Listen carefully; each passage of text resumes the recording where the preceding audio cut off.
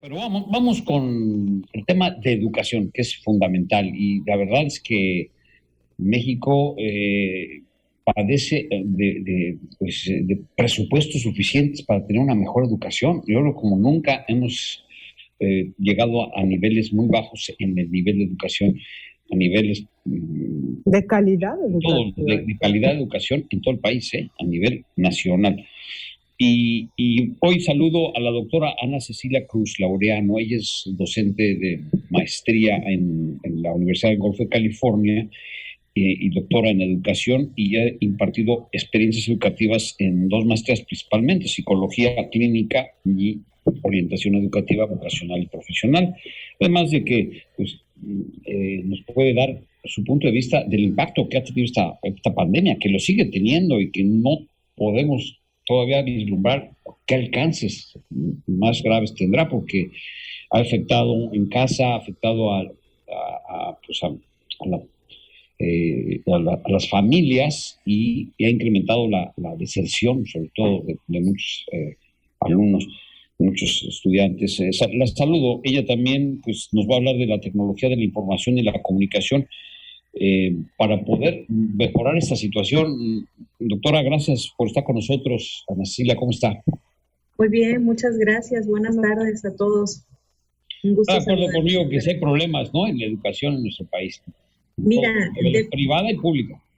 Público y privado. Definitivamente hablar de este tema incluye lo público y lo privado y mucho más allá, ¿no? Y definitivamente, pues los 2 últimos años que hemos estado a través de este contexto de pandemia, pues ha sido una experiencia turbulenta para todos, para toda la población, y la educación muchísimo más, porque en este sentido, pues la pandemia nos ha obligado a impartir clases a distancia sin tener la menor capacitación, sobre todo hablando de México, en ella, ¿no?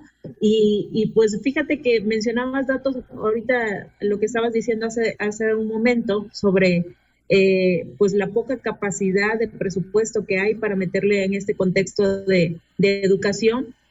Te comento, hay datos, en el 2020 el INEGI hizo una encuesta que se llama ecovid.e, enfocada específicamente al contexto de educación, y ahí nos arroja un dato muy importante porque nos dice que de 33.6 millones, 738,000 estudiantes que están desde los 3 a los 29 años, por ejemplo, no concluyeron su ciclo de grado de estudio, no terminaron el ciclo escolar. Y este es un dato crudo, muy real, muy preocupante, porque abarca también sistema público y privado, ¿sí?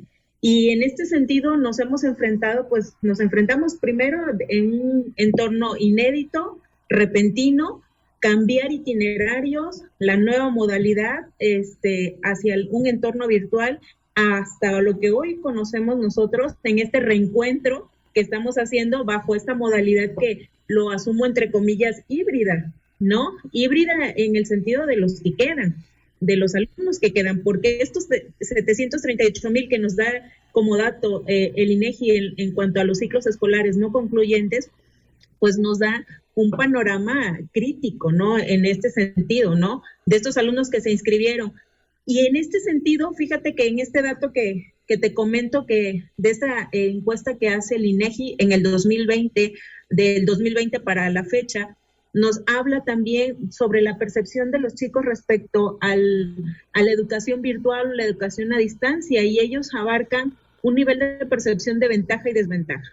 Uno, la ventaja pues sí mantenernos a salvo por cuestiones de salud en casa, pero la desventaja es que es para los estudiantes entre estos ciclos de 3 a 29 años de edad, pues nos dice que estudiar bajo una modalidad virtual es no aprender, y como lo hacían en el sistema presencial, ¿no?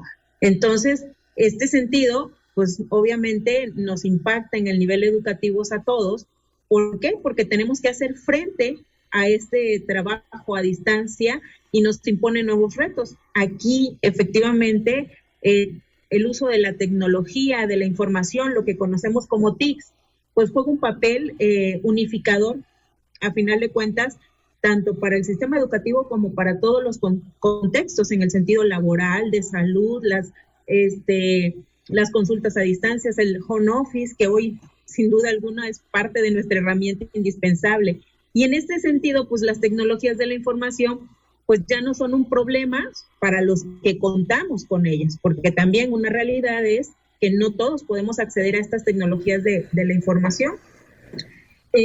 Las que sí, que en este sentido hablamos de instituciones públicas y privadas que han accedido a ellas, pues ¿qué han ofrecido en este sentido? Pues obviamente nos han ofrecido guías de orientación, formación para los docentes, personal administrativo, capacitaciones, y en este papel, pues la educación juega un papel importante. ¿Por qué? Porque nos hemos ido dotando de recursos educativos, pues también a la par, a través de la televisión, la radio e internet, han sido las 3 herramientas indispensables en este reto pandémico, ¿no?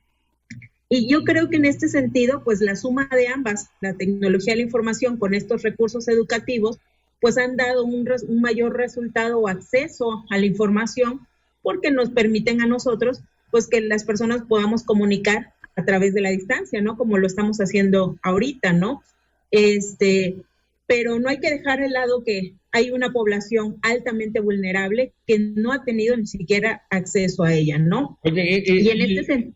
Perdón, me detengo aquí, pero todo esto también debe tener alguna afectación en los estímulos que tienen los estudiantes para aprender, como que les ha bajado, o sea, esta falta de estar en la clase físicamente, yo creo que ha impactado en perder el interés por aprender, ¿será? Totalmente. Fíjate que en ese sentido, el número de horas en promedio que los jóvenes están dedicados a estar frente a una pantalla virtual varía entre las 3 y las 5 horas en cuanto a estas actividades escolares. Ahora, el nivel de motivación frente a estas 3 o 5 horas, por supuesto que ha ido en decremento. En un primer momento de la pandemia, pues por supuesto que fue la novedad y tanto niños, jóvenes y adultos teníamos esta necesidad de interacción, pero al volverse un hábito diario, permite bajar este nivel de motivación e inclusive poner en riesgo nuestra salud emocional de estoy chocado, ya no quiero, es lo mismo, y un factor importante, encontramos la forma de salida tan fácil de estar y no estar, apagar una pantalla, apagar la cámara. Y creo que esa ausencia presente, pues sin duda alguna ha sido de los efectos más importantes de la pandemia en cuanto a la calidad del aprendizaje, ¿sí?, que están teniendo los jóvenes, no siendo así la calidad que estamos poniendo los maestros también en relación a la preparación, la capacitación. Nos ganó, a final de cuentas, el contexto pandémico nos ganó en cuanto a los procesos de capacitación bajo un entorno virtual. Y en este sentido, pues obviamente ha mermado totalmente de no alcanzar todavía este modelo de integración entre ambas partes, ¿no? Doctora, ¿y qué se va haciendo? ¿Tienen un programa ustedes, una maestría, un curso específico, precisamente para que la gente se capacite y mejore las estrategias para que sus alumnos tengan mejor recepción de los conocimientos? Porque pues es básico y elemental que la gente esté capacitada en comunicarse, que es lo que más trabajo cuesta. Si estando frente a frente nos cuesta trabajo entender, cuando más a través de una pantalla, ¿no? Sí, mira, sin duda alguna, en este sentido hablamos al inicio, ¿no? La oportunidad que yo he tenido de impartir en este sentido en la maestría de orientación educativa vocacional y profesional, hemos entendido precisamente que de los retos educativos actuales, en este sentido, el papel que juega la orientación educativa, pues se ha vuelto fundamental. Pero en este sentido, ¿cuál es el reto principal de la orientación hoy? Tener una educación personalizada. ¿Por qué? Porque tienes un modelo diferente de aprendizaje, tenemos que entregar modelos de enseñanza totalmente diferentes, adecuados a estos contextos como estudiantes, y en esa misma dimensión, obviamente la orientación educativa se vuelve pues un reto importante para elevar la educación de calidad. Una educación personalizada es la que nos va a permitir a nosotros elevar este nivel de educación.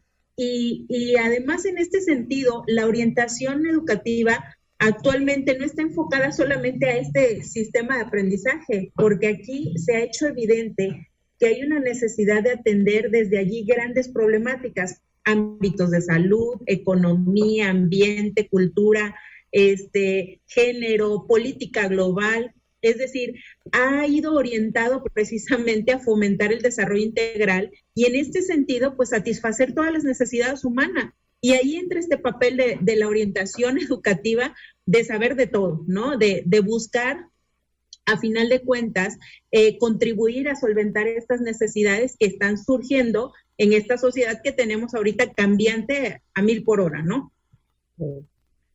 Sin hablar, ahí está, hay mucho que hablar, mucho que hacer, sobre todo en el tema educativo, que es fundamental para el desarrollo de cualquier sociedad, en cualquier ciudad, y la educación juega un papel importantísimo, que falta de ella se refleja en violencia, se refleja en una